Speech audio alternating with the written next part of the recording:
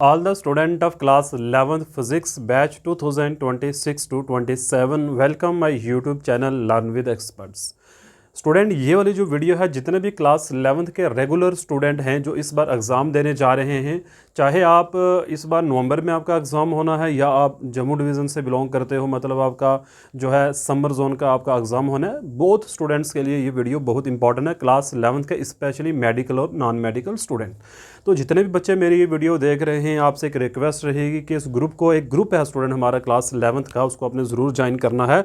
Number भी मैं आपको स्टूडेंट प्रोवाइड कर दूंगा और लिंक भी मैं जो ग्रुप है वो आपको दे दूंगा। अब स्टूडेंट आप सोच रहे होगे कि ग्रुप ज्वाइन करने से क्या होगा या जो नंबर सर दे रहे हैं इससे क्या होगा। एक तो स्टूडेंट आप मेरे से कनेक्ट हो जाओगे, आपको फिजिक्स के रिलेटेड कोई भी अगर प्रॉब्लम आ रही है तो आप मेरे से डिस्कस कर सकते हो।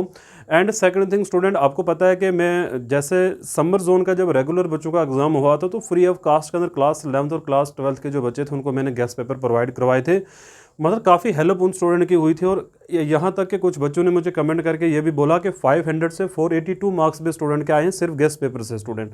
तो आप देख सकते हो कि मतलब कितने मार्क्स आ सकते हैं गेस्ट पेपर पढ़ने से। और मेरे साथ अगर आपको कनेक्ट होना है तो आपको ग्रुप ज्वाइन करना पड़ेगा, क्योंकि वहाँ पे मैं आपको पीडीएफ भी शेयर करूँगा एंड स्टूडेंट साथ के अंदर मतलब जो भी टेस्ट वगैरह मैंने लेने हैं वो भी आपको शेयर करता रहूँगा और डिफरेंट बच्चों से आप कनेक्ट भी हो जाओगे। मटेरियल वहाँ पे शेयर करेंगे ग्रुप के अंदर और काफ़ी हेल्प होने वाली है। तो सबसे पहले तो मैं बात करूँगा जितने भी इस बार विंटर जोन के जो एग्जाम जल्दी होने वाले स्टूडेंट हैं उनकी बात कर रहा हूँ। जो भी गेस्ट पेपर मैं यहाँ पे प्रोवाइड कर रहा हूँ चैप्टर वाइज गेस्ट पेपर है। ऑलरेडी 2 चैप्टर की जो वीडियो है स्टूडेंट वो आ चुकी है, प्लेलिस्ट के अंदर आपको वीडियो मिल जाएगी, आप वो क्वेश्चंस भी कॉपी कर लो। इन क्वेश्चन का सोल्यूशन भी स्टूडेंट मैं आपको प्रोवाइड करूंगा। एक बार जैसे ही हमारे चैप्टर कंप्लीट हो जाते हैं तो इनका सोल्यूशन भी आपको मिलना स्टार्ट हो जाएगा। तो आज का जो हमारा चैप्टर है स्टूडेंट वो है force and laws of motion. जो भी क्लास 11th के स्टूडेंट हैं, जो हमारा force and laws of motion है स्टूडेंट, आज हम इसके जितने भी इंपॉर्टेंट क्वेश्चंस हैं उसकी हम बात करेंगे। जो भी एग्जाम में आए हैं या आने वाले हैं या आ सकते हैं उनकी हम बात करेंगे। और स्टूडेंट एक बात मैं आपको और बता दूं, 12 से 13 साल का मेरा एक्सपीरियंस है फिज़िक्स टीच करने का, क्योंकि मैं टीचर फिज़िक्स का ही हूँ। तो मैं फिज़िक्स स्टूडेंट्स को पढ़ाता हूँ।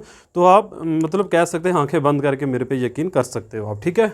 तो बात करते हैं force and laws of motion के। सबसे पहला जो इंपॉर्टेंट टॉपिक मैं यहाँ पे डिस्कस करूँगा स्टूडेंट वो है Newton second law. Newton second law जो है, और इसको रियल लॉ ऑफ मोशन क्यों कहते हैं। इस बार ये क्वेश्चन पेपर में आया हुआ था प्राइवेट वालों को, रियल लॉ ऑफ मोशन इसको क्यों कहते हैं।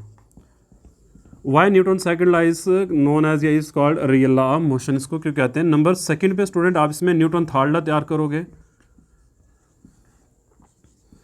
Newton third law. और इसके साथ स्टूडेंट जो इसकी एप्लीकेशन है law of conservation of momentum जिसकी हम बात करते हैं, आपको वो भी तैयार करना है। इसी के साथ में आएगा वो, मतलब इसी कंसेप्ट का यूज़ करके आपको law of conservation of momentum को प्रूव करना है। मतलब दोनों आप लॉ यूज़ कर सकते हो, न्यूटन फर्स्ट लॉ भी और न्यूटन थर्ड लॉ भी, law sorry second law and third law of conservation of momentum. Then student यहाँ पे आएगा impulse momentum theorem. Law of inertia भी आप तैयार करोगे, इसमें लॉ ऑफ इनर्शिया भी तैयार करोगे एंड इम्पल्स मोमेंटम थ्योरम जो है। स्टूडेंट 12-13 साल से मैं खुद भी पेपर सेट करता हूँ एग्ज़ाम के, तो मुझे काफ़ी आइडिया है फिज़िक्स के क्वेश्चंस का, किस तरीके से बनते हैं, क्या आ सकता है, मतलब सारा कुछ। आप मैं कहता हूँ ना 100% ट्रस्ट कर सकते हो मेरे ऊपर आप, ठीक है।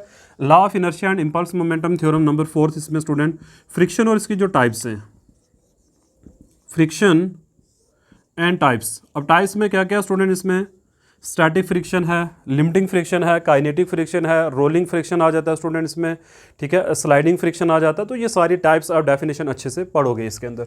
और टाइप्स के बाद इसमें 2 क्वेश्चन इंपॉर्टेंट है, angle of friction, angle of friction जो है एंड एंगल ऑफ रिपोज जो है वो आप तैयार कर लोगे। इन दोनों के बीच का जो रिलेशन है स्टूडेंट वो भी आपने देख लेना है, ठीक है। छोटे छोटे टॉपिक है ये, बिल्कुल छोटे से। Angle of repose, okay. Next topic इसमें आप तैयार करोगे नंबर 5 पे है स्टूडेंट, वो है सेंट्रीपिटल एक्सेलरेशन। सेंट्रीपिटल एक्सेलरेशन इस चैप्टर के अंदर आप तैयार करोगे अच्छे से। सेंट्रीपिटल एक्सेलरेशन के बाद स्टूडेंट नंबर 6 की अगर मैं बात करूँ, मैं यहाँ पे मेंशन कर दूँ तो नंबर 6, या 1 मिनट वेट करो, मैं ना यहाँ से ये रब कर देता हूँ, ठीक है। तो नंबर 6 के ऊपर आप तैयार करोगे वो है motion of vehicle, motion of vehicles on level horizontal, level road students को कहते हैं, लेवल सर्कुलर रोड ना, on level circular road and banked road, bank road, banking का भी केस, बैंकिंग भी कहते हैं, बैंक्ड रोड जो स्टूडेंट है, ये तो मोस्ट इंपॉर्टेंट टॉपिक है। इसके अंदर आपने एक्चुअल में करना क्या स्टूडेंट, वेलोसिटी निकालनी है ना, मतलब ये एक्सप्रेशन सब जब टॉपिक उठाओगे, motion of vehicle on level circular road and bank road वाला जो टॉपिक है, जब ये आप पिकअप करोगे वहाँ पर आपको इनके ना ऑप्टिमम स्पीड, मैक्सिमम स्पीड, ये सारे डेरिवेशन स्टूडेंट आपने करनी है अच्छे से। And the last one of topic of this from chapter student, मतलब बेसिक ही है, थ्योरी वाला ये वो है, why friction is necessary evil, why friction is necessary evil. ये क्वेश्चन तो बहुत आसान है, आपने क्लास 9th में भी पढ़ा होगा। फ्रिक्शन को नेसेसरी इवल क्यों कहा जाता है, छोटा सा क्वेश्चन है स्टूडेंट कि why friction is a necessary evil. And मैं अगर और स्टूडेंट बात करूं, कंसेप्ट के लिए आप याद रख सकते हो वो मेथड जिससे हम फ्रिक्शन को रिड्यूस कर सकते हैं या इंक्रीज कर सकते हैं, वो आपने गैल्वेनाइजेशन है, ग्रीसिंग है, ऑयलिंग वगैरह है स्टूडेंट, रफ सरफेस को मतलब स्मूथ बनाना, तो ये सारे मेथड्स हैं जिससे फ्रिक्शन रिड्यूस होती है। तो ये चैप्टर आपका जो है, मतलब इतने क्वेश्चन में आगे बात करूँ, 7 क्वेश्चन है इसके अंदर, मोस्ट इंपॉर्टेंट है, इससे बाहर स्टूडेंट एक भी क्वेश्चन नहीं जाने वाला है। न्यूटन फर्स्ट लॉ के सिर्फ स्टेटमेंट तैयार करो, Newton second law, third law अच्छे से तैयार करना है स्टूडेंट, ठीक है ना। इंपल्स मोमेंटम थ्योरम जो मैंने बात कर ली, ठीक है। सेंटीमीटर एक्सेलरेशन की एक्सप्रेशन आपने तैयार करनी है। तो ये इस चैप्टर से इंपॉर्टेंट क्वेश्चन थे। नेक्स्ट वीडियो के अंदर स्टूडेंट नेक्स्ट चैप्टर लेकर आएंगे, हर दिन की एक वीडियो और एक चैप्टर में सारी यूनिट डिस्कस करता जा रहा हूँ। टोटल आपके स्टूडेंट 3 जो यूनिट हैं वो हो चुके हैं, क्योंकि आपके टोटल फिजिक्स के 10 यूनिट हैं। तो 10 डेज के अंदर हम 10 यूनिट, उसके बाद 50 क्वेश्चन इंपॉर्टेंट एक ही बार मैं लिस्ट बना के स्टूडेंट आपको दे दूंगा, देन उसका फिर सोल्यूशन आपको मैं प्रोवाइड करता चलूँगा। ये सारा आपको तब मिलेगा जब आप ग्रुप को ज्वाइन कर लोगे स्टूडेंट, ठीक है।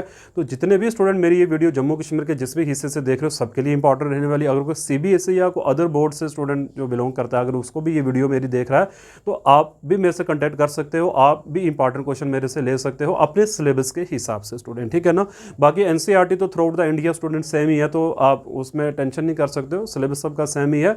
सबका पेपर पैटर्न अलग हो सकता है, लेकिन सिलेबस सबका सेम है, इंपॉर्टेंट क्वेश्चन स्टूडेंट सेम ही रहने वाले हैं। Okay, thank you very much for watching my channel.